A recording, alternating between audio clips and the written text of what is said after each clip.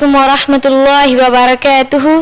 میرا نام عائشہ ہے اور میرے والد کا نام محمد اسلم ہے.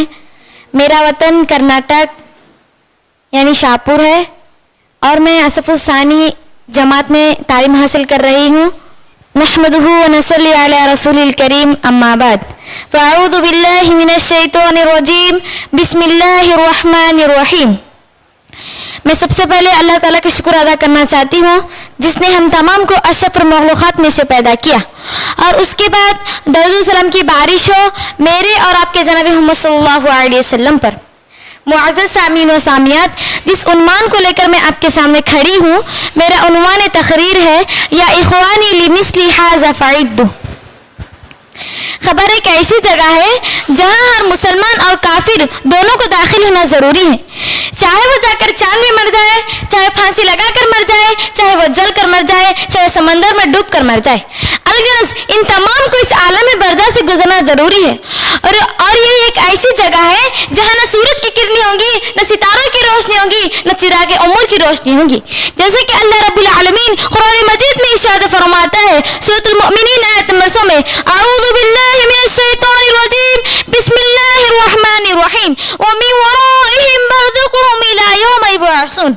اور ان لوگوں کو ان کی موت کے بعد قیامت کے دن تک عالم برزخ میں رکھا جائے گا. معزز سامعین و سامعات، بخاری شریف کی حدیث میں آتا ہے کہ حضرت عائشہ رضی اللہ عنہا کے پاس ایک یہودی عورت آئی اور عذاب قبر کا ذکر کیا اور کہنے لگی کہ عائشہ تجھے اللہ قبر کے عذاب سے بچائے. پھر وہ عورت چلی گئی تو نبی کریم صلی اللہ علیہ وسلم گھر تشریف لے آتے ہیں تو اللہ کے رسول صلی اللہ علیہ وسلم سے حضرت عائشہ پوچھتی ہے اے اللہ کے رسول صلی اللہ علیہ وسلم، کیا قبر کا عذاب حق ہے؟ تو اللہ کے رسول صلی اللہ علیہ وسلم نے فرمایا ہاں عائشہ، قبر کا عذاب حق ہے. حضرت عائشہ فرماتی ہے میں نے نبی کریم صلی اللہ علیہ وسلم کو اس کے بعد ایسے کوئی نماز پڑھتے ہوئے نہیں دیکھی جس میں آپ صلی اللہ علیہ وسلم نے عذاب قبر سے پناہ نہ مانگی ہو.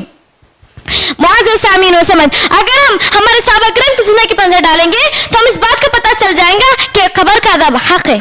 اسی لیے اللہ کے رسول صلی اللہ علیہ وسلم نے مومن اور کافر دونوں کی کیفیت کو الگ الگ بیان کرتے فرمایا منکر نکیر کے 3 سوالات خبر میں کیے جائیں گے. پہلا سوال کیا جائے گا من ربو کا تیرا رب کون ہے، ما دینو کا تیرا دین کیا ہے، من نبیوں کا تیرا نبی کون ہے. معزز سامعین و سمجھ، نیک بندہ کہے گا ربی اللہ، میرا رب اللہ تعالیٰ ہے، میرا دین اسلام ہے، میرے نبی محمد صلی اللہ علیہ وسلم ہے. معزز سامعین و سامعات، اس کے بعد اللہ رب العالمین آسمان سے آواز لگاتا ہے اے فرشتوں، اس کے لیے جنت کی جھلک کو دکھا دو، جنت کا لباس اور جنت کی کھڑکی اور جنت کا بستر اس کے لیے بچھا دو. تو فرشتے اللہ رب العالمین کے حکم کے مطابق اس نیک بندے کے لیے جنت کی کھڑکی کو کھول دیتے ہیں، جنت کا لباس اور جنت کا بستر اس کے لیے بچھا دیتے ہیں اور اس سے کہتے ہیں اے اللہ کے بندے تو قیامت کی صبح تک دلہن کی طرح سو جا. معزز سامعین و سامعات، اس کے بعد کافر بندے کے لیے بھی 3 سوالات کیے جائیں گے. اس کے پاس ڈراؤنی فرشتے آئیں گے اور اس سے کہیں گے من ربو کا تیرا رب کون ہے، ما دینو کا تیرا دین کیا ہے، من نبیوں کا تیرا نبی کون ہے. تو کافر بندہ کہیں گا لا ادری، ہائے افسوس کہ میں نہیں جانتا، ہائے افسوس کہ میں نہیں جانتا. نہ وہ اللہ تعالیٰ کو نہ جانتا تھا، نہ وہ رسول کو پہچانتا تھا، نہ وہ دین کو جانتا تھا. اسی لیے اللہ رب العالمین آسمان سے سزا لگاتا ہے اے فرشتوں، اس کے لیے جہنم کی کھڑکی کو کھول دو، جہنم کا بستر اور جہنم کا لباس اس کے لیے پہنا دو. تو کافر بندے کے لیے فرشتے جہنم کی کھڑکی کو کھول دیتے ہیں، جہنم کا لباس اور جہنم کا بستر اس کے بچھا دیتے ہیں اور اس پر ایک کوڑے کو مارتے ہیں. اللہ کے رسول صلی اللہ علیہ وسلم نے فرمایا کہ کوڑا اس قدر وزن ہوگا اگر اس کوڑے کو پہاڑ پر مارا جائے تو پہاڑ بھی ریزہ ہو جائے گا. اللہ اکبر، جب پہاڑ ریزہ ہو جائے گا، حالانکہ وہ پتھر ہے تو سوچنے کی بات ہے کہ انسان کی اس وقت حالت کیا ہوگی. اتنا ہی نہیں بلکہ اس کافر بندے کے لیے عذاب قبر کے لیے 90 پر 9 عذاب مسلط کر دی جائیں گے جو قیامت کی صبح تک اس کو دستے رہیں گے. معزز سامعین و سامعات، چلیے ہم ہمارے صحابہ کرام کی زندگی پر نظر ڈالیں گے تو ہم کو معلوم ہو جائے گا کہ قبر کا عذاب حق ہے. حضرت عمر رضی اللہ عنہ آخرت کو یاد کر اتنا روتے کہ آپ کی داڑھی آنسوں سے تر ہو جاتی تھی، آپ بے ہوش ہو کر زمین پر گر جاتے تھے. اور دوسرے صحابہ کرام، ہمارے صحابہ کرام ایسے تھے کہ اللہ کے رسول صلی اللہ علیہ وسلم سے جب بھی کوئی عذاب قبر کا خطبہ سنتے یا آخرت کا خطبہ سنتے تو اس قدر روتے کہ ان کی داڑھی آنسوں سے تر ہو جاتی تھی اور وہ زمین پر رو کر گر جاتے تھے. اتنا ہی نہیں، حضرت ابو ہریرہ رضی اللہ عنہ جب वसल्लम से अज़ाब क़ब्र का खुतबा सुने तो कहने लगे काश कि मैं एक दरख्त होता जिसे काट दिया जाता। और एक हदीस में आता है कि हज़रत अबू हुरैरा रज़ी अल्लाह का जब मौत का आखिरी वक्त आया तो ज़ारो ख़तर रोने लगे। लोगों ने सवाल किया, अय अबू हुरैरा कि तुम दुनिया को छोड़ने की बिना पर रो रहे हो? तो हज़रत अबू हुरैरा ने फरमाया, अय लोगों सुन लो, मैं दुनिया के छोड़ने की बिना पर नहीं रो रहा हूँ, बल्कि मैं इसलिए रो रहा हूँ कि मैं नहीं जानता कि मेरी मंजिल कौन सी है। अल्लाहु अकबर। हालांकि वो सहाबा है, अल्लाह ताला ने दुनिया में उनको जन्नत की खुशखबरी दी है, जैसे कि अल्लाह ताला सूरह फज्र में इरशाद फरमाता है, रज़ी अल्लाहु अन्हुम व रज़ू अन्हु, यानी अल्लाह ताला उनसे राजी है और वो अल्लाह से राजी है। इसके बावजूद भी हमारे सहाबा किराम ये कह रहे हैं कि वो नहीं जानते कि उनकी मंजिल कौन सी है, तो मैं और आप क्या चीज है। मुअज़्ज़ज़ सामीन व सनम, हज़रत अबू हुरैरा रज़ी अल्लाह फरमाते हैं कि हम नबी करीम सल्लल्लाहु अलैहि वसल्लम के साथ एक जनाजे में थे।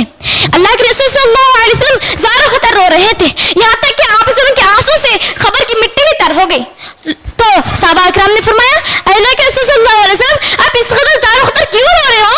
तो अल्लाह के रसूल सल्लल्लाहु अलैहि वसल्लम ने पलट कर फरमाते सहाबा किराम से, ऐ सहाबा किराम या इख्वानी लिमिस्लि हाज़ा फ़इद्दू, ऐ मेरे भाइयों तुम ऐसी खबर जिस चीज की तैयारी करो। ये एक ऐसी जगह है जहाँ न तुम्हारी माँ साथ आएंगी, न तुम्हारा बेटा साथ आएगा, न तुम्हारी बीवी, न तुम्हारी औलाद तुम्हारे साथ आएंगी, बल्कि तुम्हारे साथ जो आएंगे वो तुम्हारे नेक अमाल होंगे। अगर तुम नेक अमाल करोगे तो तुम्हारे साथ तुम्हारे नेक अमाल करेंगे, ना कि तुम्हारा माल तुम्हारे साथ आएगा, न तुम्हारी बीवी तुम्हारे साथ आएंगी, न तुम्हारे बच्चे तुम्हारे साथ आएंगे, बल्कि आएगा तो सिर्फ और सिर्फ तुम्हारे नामे अमाल आएंगे। जो शख्स नेक अमल करेगा उसके साथ नेकी अमल जाएंगे, जो शख्स बुरे अमल करेगा वो शख्स बुरे अमल लेकर जाएगा।